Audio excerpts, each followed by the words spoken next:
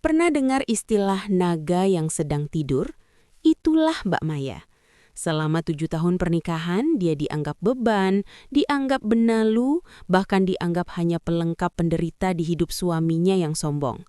Tapi hari ini, Tante Irma mau kasih lihat ke kalian semua apa yang terjadi kalau naga itu terbangun dan mengeluarkan api hartanya. Halo Sobat Tante Irma, yang sudah subscribe saya doakan semoga sehat selalu dan lancar rezekinya.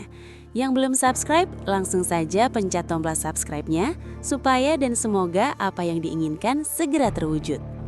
Nikmati ceritanya sampai akhir ya, karena cerita ini menarik dan semoga bermanfaat untuk teman-teman semua.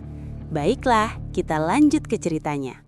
Siapkan camilan, tarik nafas dalam-dalam, karena kisah ini akan membuat kalian sadar bahwa harga diri tidak bisa dibeli dengan gaji 2 digit, tapi bisa dihancurkan dengan satu buku tabungan yang isinya tak terhingga. Hari ini kita bakal masuk ke dalam rumah tangga Mas Aris dan Mbak Maya.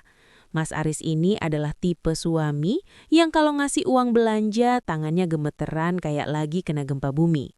Pelitnya, aduh, kalau ada perlombaan pelit sekecamatan, dia pasti juaranya. Dia merasa karena jabatannya sebagai manajer di perusahaan ternama, dia bisa seenak jidat merendahkan istrinya yang katanya cuma ibu rumah tangga. Padahal, Tante selalu bilang, jangan pernah meremehkan diamnya seorang istri. Yuk, kita mulai petualangan emosi ini. Pagi itu, suasana di rumah Mas Aris tidak sehangat kopinya. Lebih dingin dari es balok di kutub utara. Mas Aris duduk dengan angkuh di kursi kepala meja makan. Punggungnya lurus seolah menyiratkan statusnya yang lebih tinggi.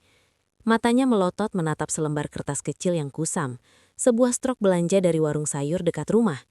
Itu adalah dokumen terpenting baginya, lebih penting dari surat perjanjian kerja. "Maya, sini kamu!" Teriaknya sampai cicak di plafon pun kaget dan hampir jatuh. Suaranya menggelegar, memenuhi ruang makan yang sempit dan terasa semakin mencekik.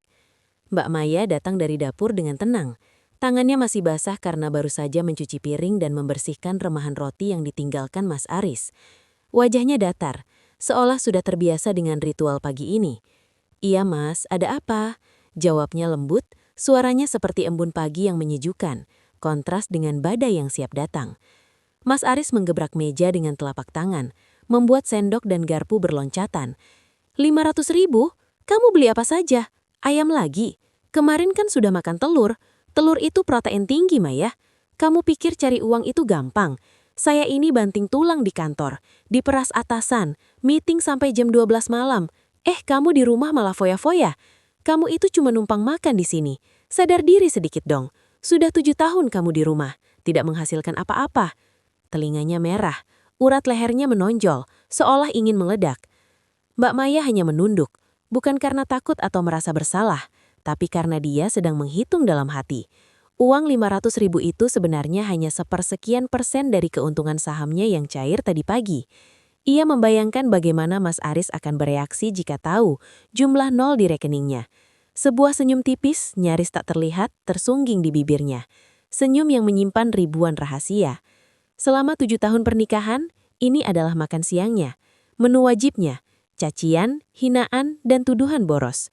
Mas Aris tidak tahu bahwa setiap kali dia menghina Mbak Maya justru semakin giat membangun kerajaan bisnisnya dari balik layar laptop tua di kamar belakang. Laptop yang dibeli dengan uang hasil jerih payahnya sendiri sebelum menikah, dan yang selalu disembunyikan agar tidak menjadi barang mewah yang tidak perlu menurut suaminya. "Mulai besok uang belanja saya potong jadi 200.000 seminggu. Kalau kurang, kamu minta sama bapakmu sana." Putus Mas Aris dengan nada final, penuh kemenangan. Dia merasa telah menjadi pahlawan ekonomi keluarga, sang penyelamat keuangan. Dia tidak melihat bagaimana mata Mbak Maya berkilat. Bukan kilat amarah yang membara, tapi kilat kasihan yang menusuk. Kasihan melihat suaminya yang merasa besar dengan uang yang sebenarnya hanya cukup untuk membayar biaya administrasi bank dari salah satu rekening milik Mbak Maya. Malam tiba, membawa ketenangan yang selalu dirindukan Mbak Maya. Setelah Mas Aris terlelap dengan dengkuran halusnya, atau mungkin itu dengkuran kebanggaannya, Mbak Maya menyelinap ke kamar belakang. Kamar itu dulunya adalah gudang. Kini ia sulap menjadi markas rahasianya. Dengan hati-hati, dia menarik keluar sebuah laptop tua dari bawah tumpukan kain bersih. Layarnya sudah agak buram, keyboardnya sedikit lengket, namun inilah senjata utamanya. Dulu, sebelum menikah dengan Mas Aris, Mbak Maya adalah seorang desainer grafis lepas yang cukup sukses. Impiannya terpaksa dikubur dalam-dalam ketika Mas Aris mengharuskan ia menjadi ibu rumah tangga seutuhnya. Wanita itu tempatnya di rumah, melayani suami dan anak. Jangan mimpi jadi wanita karir, nanti suami malu punya istri lebih kaya. Begitu kata Mas Aris dulu. Namun, semangat Mbak Maya tak pernah padam. Dengan modal tabungan sisa dari pekerjaannya dulu dan sedikit keberanian, ia mulai belajar investasi saham secara otodidak. Dari ratusan ribu, kini nilainya sudah mencapai miliaran. Tak hanya itu, ia juga diam-diam merintis bisnis ekspor kerajinan tangan dari desa tetangga. Produknya laku keras di pasar Eropa dan Amerika. Uangnya ia putar, ia simpan di beberapa bank berbeda, dan ia investasikan ke properti atas nama yayasan sosial yang ia dirikan sendiri, agar tak terendus Mas Aris. Suatu malam, ketenangan itu nyaris pecah. Mas Aris terbangun karena haus, dan saat melewati kamar belakang, ia melihat cahaya redup dari celah pintu. "Maya, kamu ngapain di situ malam-malam?" Suaranya serak. Jantung Mbak Maya berdegup kencang. Dengan sigap, ia menutup laptop, menyembunyikannya di balik bantal dan pura-pura sedang membaca buku. Mas, cuma baca buku, nggak bisa tidur?" Jawabnya sambil tersenyum canggung. Mas Aris menghela nafas. "Halah, paling juga baca novel romantis murahan. Sudah, sana tidur, besok harus hemat listrik." Ia berlalu, tak menyadari bahwa di balik buku itu tersembunyi kunci menuju kerajaan bisnis sang istri yang telah ia anggap tidak berguna. Sebuah kerajaan yang jauh lebih besar dari impiannya sendiri. Undangan reuni akbar SMA datang. Mas Aris langsung semeringah. Ini adalah kesempatannya untuk pamer. "Maya, nanti kamu dandan yang rapih ya. Tapi jangan menor. Nanti saya malu kalau teman-teman mengira saya punya istri artis sirkus." Candanya sambil tertawa garing. Mbak Maya hanya tersenyum tipis. Ia tahu, reuni ini bukan tentang silaturahmi, melainkan ajang adu pamer harta dan status. Malam reuni tiba. Restoran mewah di pusat kota dipenuhi alumni yang kini sudah punya warna masing-masing. Mas Aris dengan bangganya memperkenalkan Mbak Maya kepada teman-temannya. "Ini istri saya, Maya. Dia memang ibu rumah tangga saja, tidak bekerja. Tapi tidak apa-apa, saya sanggup kok menafkahi dia," katanya sambil mengelus pundak Mbak Maya. Seolah Mbak Maya adalah barang pameran. Beberapa teman menatap Mbak Maya dengan tatapan kasihan. Beberapa lainnya tersenyum kecut. Mbak Maya hanya membalas senyum mereka dengan ramah, hatinya menahan perih. Tiba-tiba, seorang teman lama Mas Aris, namanya Pak Handoko, menghampiri mereka. Pak Handoko dulunya adalah saingan Mas Aris dalam segala hal. Kini ia tampil jauh lebih sukses, terlihat dari jam tangan mewah dan jas mahalnya. "Aris, apa kabar?" "Wah, istrimu masih cantik saja ya," sapa Pak Handoko ramah. Mas Aris langsung tersenyum paksa. "Ah, biasa saja Handoko. Dia kan di rumah terus, jadi kulitnya tidak terkena polusi," jawabnya lagi-lagi dengan nada merendahkan. Pak Handoko hanya tersenyum. "Ngomong-ngomong Aris, aku dengar kamu mau ambil proyek pembangunan perumahan di dekat desa A. Itu kan proyek besar. Aku juga lagi mengincar tanah di sekitar sana untuk perluasan bisnisku. Tapi ku dengar, sebagian besar tanah di sana sudah dibeli oleh seorang investor misterius. Investor itu bahkan berhasil membeli seluruh perkebunan karet yang sangat luas. Konon, dia ini sangat berpengaruh dan perusahaannya punya jaringan internasional. Sepertinya kamu akan kesulitan bersaing," kata Pak Handoko sambil melirik ke arah Mbak Maya yang tiba-tiba menegang. Mas Aris terdiam, wajahnya pias. Ia tidak tahu bahwa investor misterius yang dimaksud Pak Handoko itu adalah istrinya sendiri. Beberapa bulan berlalu sejak reuni yang memalukan itu, Mas Aris semakin frustasi. Proyek perumahan impiannya tak kunjung didapat karena investor misterius itu terus-menerus menawar harga lebih tinggi untuk lahan yang Mas Aris incar. Seolah ada kekuatan tak terlihat yang menghalanginya. Suatu sore, Mas Aris mengajak Mbak Maya jalan-jalan. Tujuannya adalah sebuah komplek perumahan elit yang baru. "Lihat Maya," kata Mas Aris dengan mata berbinar-binar menunjuk ke sebuah rumah bergaya modern minimalis yang megah. "Itu adalah rumah impian aku. Lihat, ada 3 kamar tidur, kolam renang mini, garasi 2 mobil. Ah, kalau saja gaji saya naik 10 kali lipat, pasti saya langsung beli ini." Dia menghela napas dramatis, seolah mengisyaratkan bahwa ketidakmampuan membeli rumah itu adalah kesalahan Mbak Maya yang tidak bekerja. Mbak Maya hanya tersenyum tipis. Ia tahu betul rumah itu, bahkan ia sudah hafal denah dan interiornya. "Memangnya berapa harga rumah ini, Mas?" tanyanya dengan nada polos. Mas Aris mendengus. "Jangan mimpi, harga satu rumah ini bisa untuk membeli seluruh kampungmu, Maya. 7 miliar rupiah. Mana mungkin kita punya uang sebanyak itu kalau kamu cuma di rumah saja." Tiba-tiba, sebuah mobil mewah berhenti di depan rumah itu. Keluarlah seorang pria paruh baya mengenakan jas rapi. Di dadanya tersemat badge agen properti elit. Pria itu, Pak Budi namanya, terlihat celingungan mencari seseorang. Matanya menangkap Mbak Maya. Senyumnya langsung mengembang. Dengan langkah cepat, ia menghampiri mereka. "Selamat sore, Ibu Maya," sapanya ramah sambil membungkuk hormat. Mas Aris terkejut. "Maaf Pak, ini istri saya. Ada apa ya?" tanyanya dengan nada tidak suka karena istrinya disapa duluan. Pak Budis tersenyum lagi. "Oh, ini suami Ibu. Maaf Bapak, saya ingin menyampaikan bahwa semua dokumen kepemilikan rumah ini sudah beres. Sertifikat atas nama Ibu Maya sudah selesai ditandatangani, dan kunci utamanya sudah siap saya serahkan."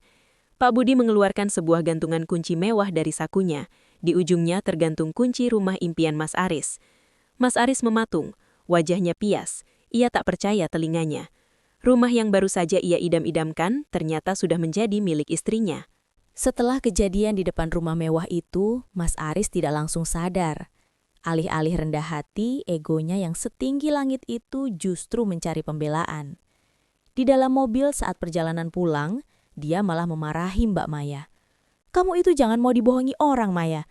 Agen tadi itu pasti salah orang. Nama Maya itu di Indonesia ada jutaan. Mana mungkin kamu punya rumah 7 miliar sementara beli cabai saja kamu harus saya kasih uang pas-pasan," teriaknya sambil memukul setir. Mbak Maya hanya diam, menatap keluar jendela. Dia sengaja tidak menjawab. Dia ingin melihat seberapa jauh Mas Aris akan membohongi dirinya sendiri. Mas Aris kemudian menelepon ibunya, Ibu Ratna. "Halo Bu, ini Aris. Aris baru saja mau beli rumah mewah, tapi ada orang gila yang ngaku-ngaku itu rumah Maya. Lucu ya Bu? Maya kan cuma numpang hidup sama Aris." Ibu Ratna di seberang telepon tertawa merendahkan. "Halah, paling itu akal-akalan istrimu saja biar kelihatan hebat di depanmu. Jangan kasih dia muka, Aris." Malamnya Mas Aris mulai melakukan hal yang sangat licik. Karena dia merasa posisinya terancam oleh keberuntungan istrinya, dia mencoba memindahkan aset yang dia punya ke nama ibunya. Dia takut jika suatu saat dia sukses besar, Mbak Maya akan menuntut harta Gonogini. Dia tidak tahu bahwa seluruh pergerakan rekeningnya, termasuk aliran dana gelap yang dia sisihkan dari kantor, sudah terpantau oleh tim audit pusat, yang pemimpinnya adalah orang kepercayaan Mbak Maya. Keesokan harinya, Ibu Ratna, mertua Mbak Maya, datang ke rumah dengan gaya seperti ratu yang sedang melakukan inspeksi mendadak. Dia datang bukan untuk berkunjung, tapi untuk menghina. "Maya, mana kopi saya? Kamu ini jadi istri kok kerjanya cuma santai-santai. Aris itu capek cari uang buat kasih kamu makan." Teriaknya sambil mengelap debu di meja dengan jari telunjuknya seolah mencari-cari kesalahan. Ibu Ratna kemudian membuka lemari pakaian Mbak Maya dan membuang beberapa baju ke lantai. "Baju-baju lusuh begini kok masih disimpan? Bikin malu kalau ada tamu datang. Kamu itu harusnya tahu diri. Kamu beruntung anak saya yang sukses itu mau nikah sama orang desa kayak kamu." Mbak Maya tetap tenang. Dia memunguti bajunya satu persatu tanpa sepatah kata pun. Namun kesabaran Mbak Maya diuji saat Ibu Ratna menemukan sebuah kotak perhiasan di laci paling bawah. Itu adalah kalung berlian pemberian dari klien besar Mbak Maya di luar negeri sebagai tanda terima kasih. "Wah, ini pasti kamu curi dari uang Aris ya? Berani-beraninya kamu beli perhiasan mahal tanpa izin anak saya." Ibu Ratna langsung memakai kalung itu dengan bangga. Mbak Maya hanya membatin. "Pakailah Bu, nikmati saat-saat terakhir Ibu merasa lebih tinggi dariku. Karena sebentar lagi, Ibu akan tahu siapa yang sebenarnya membiayai pengobatan rumah sakit Ibu selama ini." Di kantor, Mas Aris merasa di atas angin. Dia baru saja menyelesaikan sebuah laporan fiktif yang dia pikir bisa memberinya bonus besar. Dia masuk ke ruangan direkturnya dengan gaya angkuh. "Pak, ini laporan proyek bulan ini. Saya jamin perusahaan kita bakal untung besar, katanya penuh percaya diri. Namun, sang direktur, Pak Hendra, menatapnya dengan pandangan yang aneh. Bukan pandangan bangga, tapi pandangan kasihan. Aris, kamu tahu siapa pemilik mayoritas saham baru di perusahaan ini? Tanya Pak Hendra pelan. Mas Aris tertawa. Paling juga investor dari Singapura atau Jakarta, Pak. Siapapun dia, pasti dia bakal suka sama kinerja saya. Pak Hendra hanya menggelengkan kepala. Tadi pagi, pemilik baru itu menelpon saya. Dia bilang dia ingin melakukan audit menyeluruh terhadap jabatan manajer, terutama di bagianmu. Dia curiga ada penggelapan dana belanja operasional. Wajah Mas Aris langsung berubah pucat. Keringat dingin mulai bercucuran di dahinya. Tapi Pak, siapa pemiliknya? Saya mau bicara langsung sama dia. Tanya Mas Aris dengan suara bergetar. Pak Hendra mengeluarkan sebuah kartu nama berwarna emas dengan tulisan hitam timbul. Di situ tertulis, Mayanza Holding, MI. Mas Aris masih belum sadar. Dia pikir MI itu adalah inisial pria pengusaha sukses. Dia belum tahu bahwa M itu adalah Maya, istri yang tadi pagi dia biarkan dihina oleh ibunya. Mas Aris pulang dengan perasaan was-was. Tidak tahu bahwa jebakan yang dia buat sendiri sudah siap menjepit lehernya. Nah, Sobat Tante Irma, bagaimana? Sudah panas telinga kalian mendengar cerita tadi?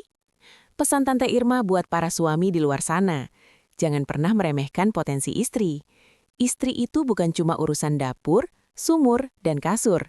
Kadang, diamnya istri itu adalah silent treatment paling mematikan yang berujung pada pengambil alihan paksa aset-asetmu. Hehe. Ingat, harta bisa dicari, tapi harga diri kalau sudah jatuh, susah naiknya. Apalagi kalau yang menjatuhkan itu istri sendiri. Oke, sampai ketemu di cerita drama selanjutnya ya. Jangan lupa subscribe, like, dan share kalau kamu nggak mau nasibnya sama kayak Mas Aris. Dadah!